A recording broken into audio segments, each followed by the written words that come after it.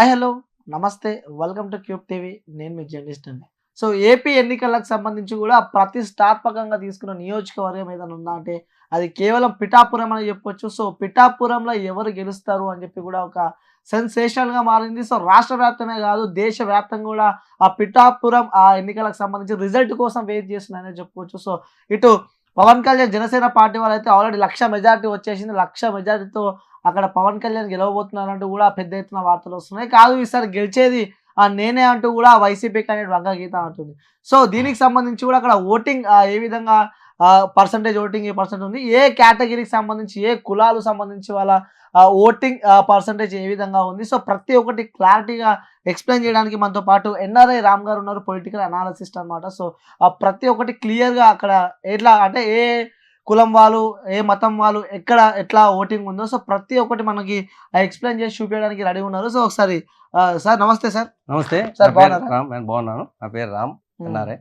So అంటే sir ప్రతిష్టాత్మకంగా తీసుకున్న నియోజకవర్గం అంటే పిఠాపురం అని చెప్పవచ్చు. సో పిఠాపురంలో కులాల వారీగా ఓటింగ్ ఎంతమంది శాతం ఉంది, సో ఎంత ఓటింగ్ అయింది, సో ఎవరు గెలవబోతున్నారు, గెలిస్తే ఎంత మెజార్టీతో గెలవబోతున్నారు ఒకసారి చేసి చూపిస్తారా సార్? అదే అందరికీ పవన్ కళ్యాణ్ గారు అంటే మాకు కూడా క్యూరియాసిటీ ఉన్నది, అక్కడ వచ్చి నిలబడుతున్నారు అని.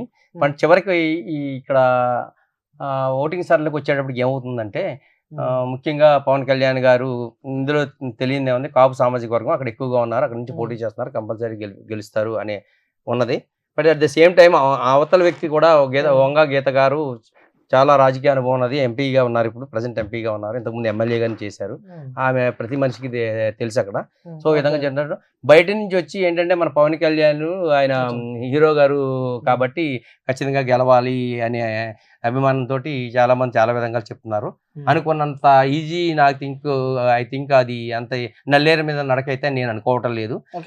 మీ పొలిటికల్ అనాలిసిస్ ప్రకారం సో ఓటింగ్ పర్సెంట్ ఒకసారి మా వ్యూవర్స్ కి చూపించండి. ఎందుకు నల్లేరు మీద నడక కాదని నేను అంటున్నానంటే ఇప్పుడు మీరు చెప్పినట్టుగానే అభిమానులు అంటే ఎక్కువ మంది కాస్ట్ వైజ్ ఆలోచిస్తే కాపు నాయకుడిని కాపు ఓటు బ్యాంక్ ఉన్నదని కాపుల కోసం అక్కడ వచ్చారని వేస్తున్నారు.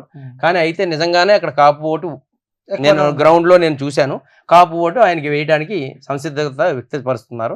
అట్ ద సేమ్ టైము ఆమె చాలా మందికి ఇంచుమించు 80 ఇక్కడ మనం ఓటు పర్సెంటేజ్ని ఎక్స్ప్లెయిన్ చేస్తాను. ఇక్కడ నిజానికి పిఠాపురం నియోజకవర్గం ప్రతిష్టాత్మకమైన నియోజకవర్గం. ఇది ఒక రాష్ట్రమే కాకుండా దేశం కూడా చూస్తున్నది, ఇతర దేశాల వాళ్ళు కూడా చూస్తున్నారు ఎంతో ఇంట్రెస్ట్ గాను.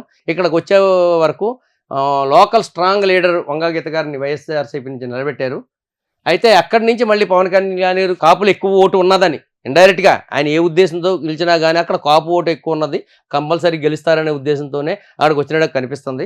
అయితే అనుకున్నంత ఈజీగా నల్లేరు మీద నడకైతే మాత్రం కాదు. ఎందుచేతనంటే కాపులందరూ వేసినా కానీ మనం వేరే క్యాస్టులు ఎంత పర్సెంటేజ్ వేస్తారో ఏ విధంగా అభిమానిస్తారో అవి కూడా చూద్దాం మనం. నేను లోకల్గా ఉన్నాను, నేను వెళ్ళి చూస్తే చాలామంది ఇతర దేశాల నుంచి వచ్చి అక్కడ క్యాంపెయిన్ చేయటం ఇవన్నీ జరిగినాయి. ఇతర దేశాల నుంచి క్యాంపెయిన్ చేస్తుంటే ఒకటి పాజిటివ్గా ఏంటంటే గెలిపించుకోవాలనే ఉద్దేశం కొంతమందికి కొంతమందికి ఎవరో వచ్చి ఓట్లు లేని వాళ్ళు వచ్చి మా మీద ఇన్ఫ్లుయెన్స్ చేస్తున్నారనే ఆ నెగిటివ్ ఇంపాక్ట్ కూడా ఉన్నది. అల్టిమేట్గా మనం చూద్దాం. పర్సంటేజ్ వైజ్ నా ఒపీనియన్ నేను అనాలిసిస్ ప్రకారం చెప్తున్నా చూడండి. ఇక్కడ 2,32,000 ఓటు ఉన్నారు. ఆ 2,32,000 ఓట్లో కాపులు ఎంతమంది ఉన్నారు, వాళ్ళు ఎంత ఓట్ చేశారు, దాన్ని అనాలిసిస్ చేసి మీకు ఇక్కడ ఫిగర్స్తో చూపెడతాను. అప్పుడు మీరు దాన్ని డిసైడ్ చేయగలుగుతారు. కాపు ఓటు 80,000 మంది ఉన్నారు. వాళ్ళల్లో ఓటు వేసేది ఇప్పుడు 87% అన్నారు, ఆల్మోస్ట్ 70,000 ఓట్స్ వేస్తారు. అలాగే ఎస్సీ ఎస్టీ 40,000 ఉన్నారు.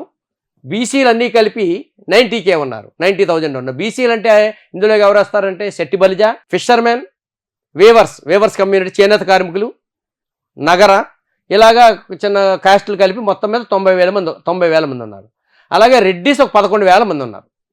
Other forward caste like Vaishyas, Brahmins, రాజులు, వెలమ వీళ్ళంతా కలిపి ఒక 11,000 మంది ఉన్నారు. టోటల్గా 2,32,000 మంది ఉన్నారు. వీళ్ళందరూ ఎంత పర్సెంటేజ్ ఓటు చేశారంటే టోటల్గా 2,08,000 మంది ఓటు చేశారు మొన్న. సో అది పర్సంటేజ్ వైజ్ ఎంతమంది ఎలా ఓటు చేశారో మీకు చూపెడతాను. కాపు ఓటు మేము అనుకున్న ప్రకారం చూస్తే 70,000 మంది ఓటు చేశారు. ఆ 70,000 మందిలో 55,000 మంది పవన్ కళ్యాణ్కి ఓటు చేశారు. 15,000 మంది అప్రాక్సిమేట్గా గీత గారికి ఓటు చేశారు. అలాగే ఎస్సీ ఎస్టీలో 90% గీత గారికి ఓట్ చేశారు, ఒక 10% మాత్రమే మన పవన్ కళ్యాణ్ గారికి ఓట్ చేశారు. ఆ విధంగా చూస్తే 5,000 ఈయనకి ఓటు చేస్తే 35,000 ఈయనకి ఓట్ చేశారు. అలాగే బీసీస్ 90,000 మందిలో 80,000 మంది ఓట్ చేస్తే 50-50 ఓట్ చేశారని అనుకుంటున్నారు. సో ఇదే మేజర్ ఫ్యాక్టర్.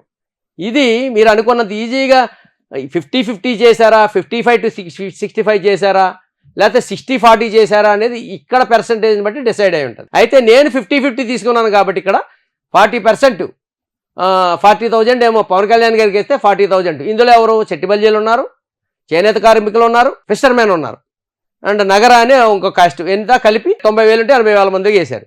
అలాగే రెడ్డిస్ 11,000 అంటే 10,000 మంది వరకు ఉన్నారు. ఆల్మోస్ట్ ఈ 10,000 మంది కూడా ఇటు వైఎస్ఆర్కే వేశారు.